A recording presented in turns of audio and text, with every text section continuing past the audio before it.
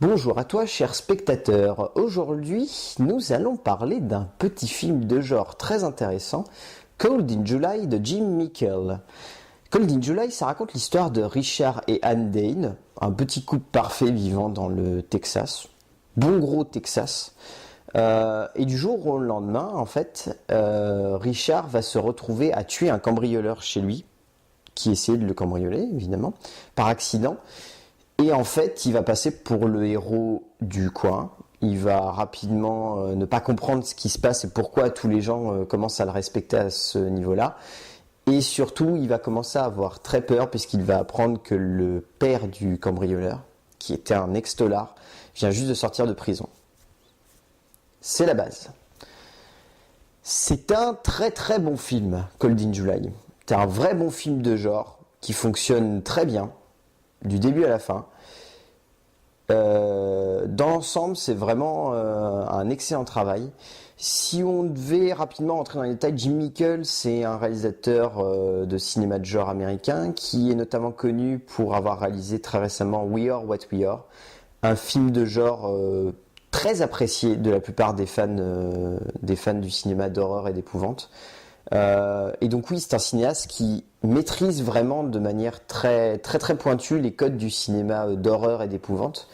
Et c'est pour ça que c'était intéressant de le voir se frotter à un cinéma un petit peu plus hardcore, un petit peu plus redneck, un petit peu plus poisseux, comme les Cold in July.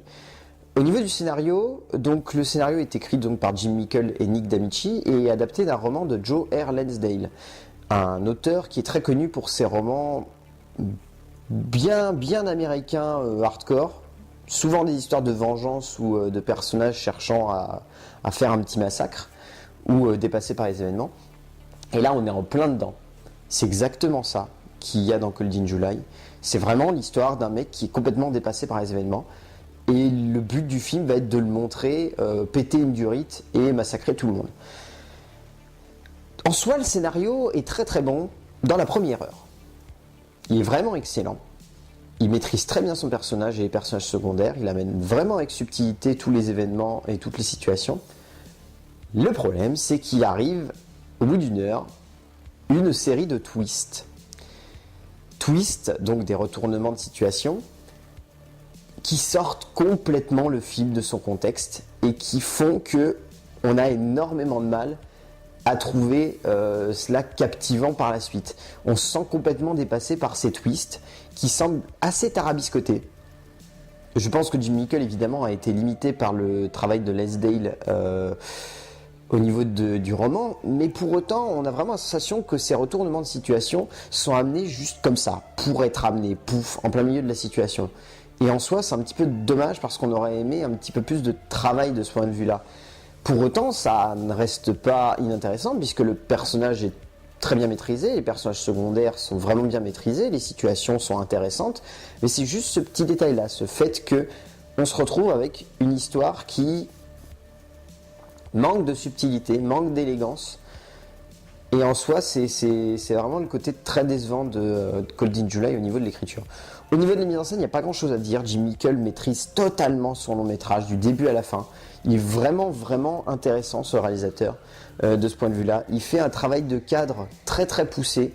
Il aime bien travailler les couleurs très très flashy, qui font vraiment années 80. De toute façon, toute l'ambiance du film est faite pour rappeler un vieux cinéma redneck des années 80 américains, le bon gros vieux cinéma proche de John Carpenter où on va avoir des vigilantes qui vont retourner leur veste et qui vont se mettre à massacrer les gens. Et de ce point de vue-là, c'est vraiment maîtrisé, le style est parfait, il y a des travails de cadre qui sont tout simplement hallucinants de justesse et d'excellence. Il y a beaucoup de champs à double focale, c'est-à-dire on a mis au point sur un premier objet devant et la mise au point derrière sur un autre objet. Et c'est vraiment intéressant de ce point de vue-là. Et ouais, il maîtrise vraiment ça à la perfection, Jim Mickle. Et c'est ça qui fait qu'on ressort de Cold in July, on est vraiment captivé par l'ensemble du film. Et par la beauté de la mise en scène. Donc voilà, pas grand-chose à en dire là-dessus. Petit détail, la musique, si on écoute très bien, la musique qui est disponible est très influencée par John Carpenter et par ses compositions dans les années 80, et ça rend vraiment une teinte particulière à la bande son qui est assez jouissive, faut bien le reconnaître. Au niveau du casting, tout le monde est parfait dans ce casting. C'est assez hallucinant de voir à quel point ce casting est magnifique. Dans le rôle principal, on a Michael C. Hall, plus connu pour avoir joué Dexter évidemment, mais qui est un acteur qui reste tout de même intéressant parce que là, il maîtrise vraiment le côté passe-partout du personnage, le personnage qui... voilà, on pourrait croire que c'est Monsieur Tout-le-Monde, alors qu'on a l'habitude de lui coller l'image de Dexter, mais là, on arrive à rentrer absolument tout le temps dedans en se disant... c'est Monsieur Tout-le-Monde, c'est ce mec-là qui du jour au lendemain pourrait péter une durite, et ça marche là. De ce point de vue-là, c'est très réussi. Ensuite, on a dans les deux rôles secondaires masculins, on va d'abord peut-être parler du rôle secondaire féminin, Vinessa Shaw, qui joue Anne Lane, la femme de Richard. Et de ce point de vue-là, elle est vraiment excellente, quoi.